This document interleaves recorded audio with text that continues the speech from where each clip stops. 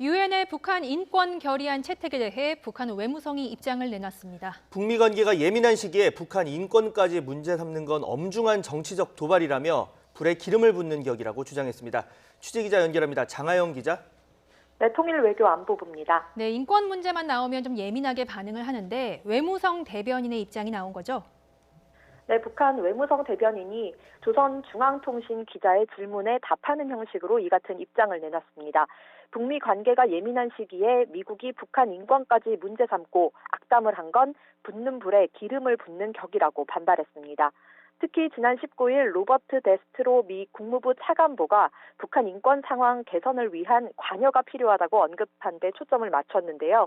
유엔 총회에서 인권 결의를 강압 채택한 것도 모자라 미국이 나서서 인권 문제를 거론한 건 엄중한 정치적 도발이라고 주장했습니다. 그러면서 차관보를 향해 쥐가 짹짹거린다고 고양이가 물러서는 법은 없다며 입을 바로 놀려야 한다고 비난했습니다. 이번 대변인 발언은 북한 인권 결의안 통과 이후 나온 북측의 첫 반응인데요. 지난달 유엔 총회 제3위원회가 결의안을 채택했을 때 담화를 내놓은 것에 비하면 내용과 형식 면에서 수위를 조절한 겁니다. 외무성은 하지만 스티븐 비건 미 국무부 특별대표의 회동 제안에 대해서는 여전히 아무런 반응을 보이지 않고 있습니다. 네, 이런 가운데 이 북한 매체 대북 지원 사업 그리고 스텔스 전투기 전력화 등 우리 정부에 대한 비난도 이어갔다고요? 네, 우리 공군이 지난 17일 청주 기지에서 F-35A 스텔스기 전력화 행사를 비공개로 진행한 것에 대해서 비공개 범죄라고 비난했습니다. 북한 선전 매체 메아리는 행사를 한 그날 벌써 언론과 세상이 다 알고 있었다고 비판했습니다.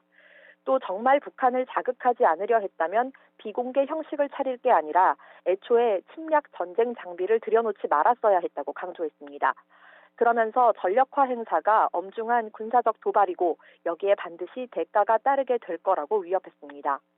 한편 대남 선전 매체 우리민족끼리는 대북 지원 사업을 싸잡아 비난했습니다.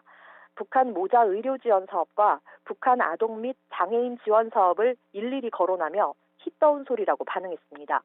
논평은 인도주의적 지원은 미국의 압력에 눌려 남북선언 어느 한 조항 이행하지 못한 가련한 처지를 가리기 위한 구차스러운 노름이라고 주장했습니다. 마치 북한이 남한의 인도주의적 지원을 바라고 수용하는 듯이 여론을 만들고 있다고 불쾌감을 나타내기도 했습니다.